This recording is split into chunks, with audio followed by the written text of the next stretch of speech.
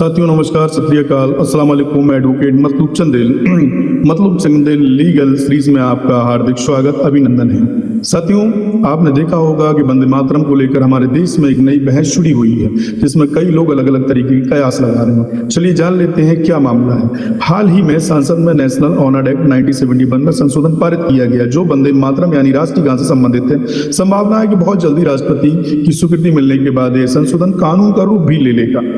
सबसे महत्वपूर्ण बात यह है कि इस संशोधन में कहीं पर भी राष्ट्रीय गीत वंदे मातरम को गाना अनिवार्य नहीं किया गया।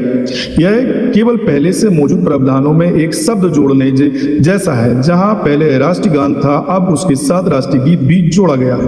कानून क्या कहता है, चलिए जान लेते हैं। नेशनल ऑनर्ड एक्ट 1971 के सेक्शन 3 के अनुसार यदि कोई व्यक्ति जानबूझकर इंटेंशनली, मतलब जानबूझकर कोई व्यक्ति है जो देश का रहने वाला है, वो राष्ट्रीय गान के गायन को रोकता है या किसी सभा में उसके द्वारा बाधा उत्पन्न की जाती है राष्ट्रीय गान गाते समय, तो उसे 3 वर्ष तक की सजा, जुर्माना या दोनों हो सकते हैं। मतलब बड़ा क्लियर है, या तो आप डिस्टर्ब करते हो या रोकते हो या व्यवधान पैदा करते हो राष्ट्रीय गीत गाने के लिए, तब आपको ये 3 साल की सजा होगी। अब इसी प्रावधान में राष्ट्रीय गीत को भी शामिल कर लिया गया है। लेकिन ध्यान रखें, ना राष्ट्रीय गान और ना राष्ट्रीय गीत गाना किसी के लिए अनिवार्य है। Very important fact, it's not a compulsory कि आप इसको सिंग करें, गाएं। आप समझ लीजिए इस बात को, काफी चीजें आपकी क्लियर होंगी। संविधान और नागरिकों के कर्तव्य, फंडामेंटल ड्यूटीज क्या है। 1976 के 42 में संविधान संशोधन द्वारा आर्टिकल 51A में नागरिकों के मौलिक कर्तव्यों को जोड़ा गया है। इसमें शामिल है, क्या क्या शामिल है, हम इस पर छोटी बात कर लेते हैं।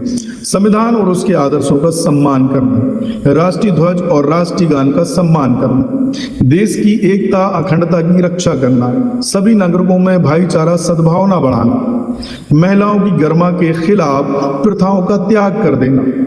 जो महिलाओं की गरिमा है उनके खिलाफ अगर कोई प्रथा है आपकी, तो उसको त्याग करना। भारत की समृद्धि मिश्रित संस्कृति, जिसको हम कंपोजिट कल्चर को संरक्षित करना, पर्यावरण, वन, नदियों और वनस्पतियों की रक्षा करना। ये कर्तव्य केवल किताबों तक सीमित नहीं है और ना ही होना चाहिए, बल्कि हमारे जीवन का हिस्सा बनने चाहिए। This is our the duties.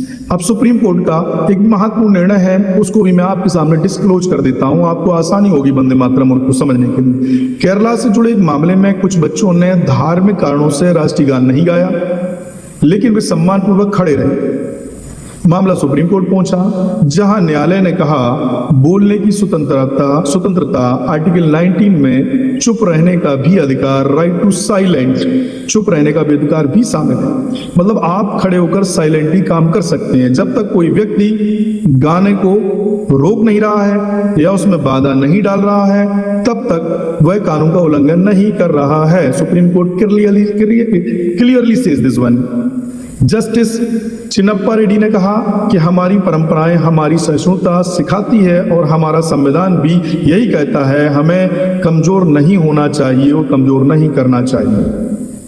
अब इस पूरी भाषा का आखिर निष्कर्ष क्या निकलता है, चलिए हम कंक्लूजन पर जाते हैं। यदि किसी व्यक्ति को किसी कारणवश राष्ट्रीय गीत या गान गाने में आपत्ति है, तो वह सम्मानपूर्वक खड़ा रह सकता है, मौन रह सकता है और यह कानून का उल्लंघन नहीं होगा।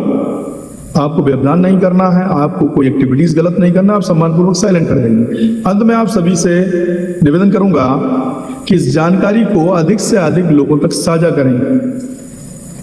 जानते हो क्यों?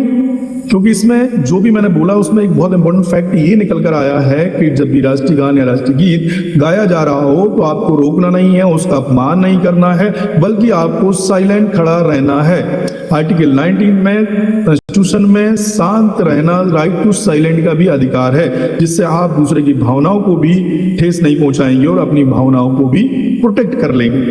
तो साथियों, आपसे निवेदन है कि इस वीडियो को लोगों तक फैलाएं, जिससे कि आने वाला जो संशोधन है 51A में, उसको लेके लोग अलग अलग तरीके से जो विचारों को मेंटेन कर रहे हैं उन पर कम से कम लगाम लग सके और सही नजरियों को समझा जा सके। कहीं पर भी ये बाध्यता नहीं दी गई है कि आपको वंदे मातरम को गाना ही है। अगर कहीं वंदे मातरम गाया जा रहा है तो आपको व्यवधान नहीं करना है, डिस्टर्बेंस नहीं करना है, और आप अगर वहां पर मौजूद हो तो आप साइलेंट खड़े रह सकते हैं। आप चाहें तो गाएं, ना चाहे तो ना गाएं, ऐसी कोई अनिवार्यता यहाँ पर लागू नहीं की गई है। साथियों, ये वीडियो अगर अच्छा लगा हो, संवैधानिक लगा हो, जानकारी वाला लगा हो, तो आपसे बस इतना ही निवेदन है, गुजारिश है कि आप हमारे पेज को फॉलो करें और इसी तरीके से लीगल अवेयरनेस से जुड़े रहें और लोगों तक इस वीडियो को शेयर कर दें। अगर यूट्यूब चैनल आप चलाते हैं तो मेरा चैनल एडवोकेट मतलब चंदेल LLB के नाम से है, उसको भी सब्सक्राइब करें, बेल आइकॉन को जरूर दबाएं। शुक्रिया, थैंक यू वेरी मच।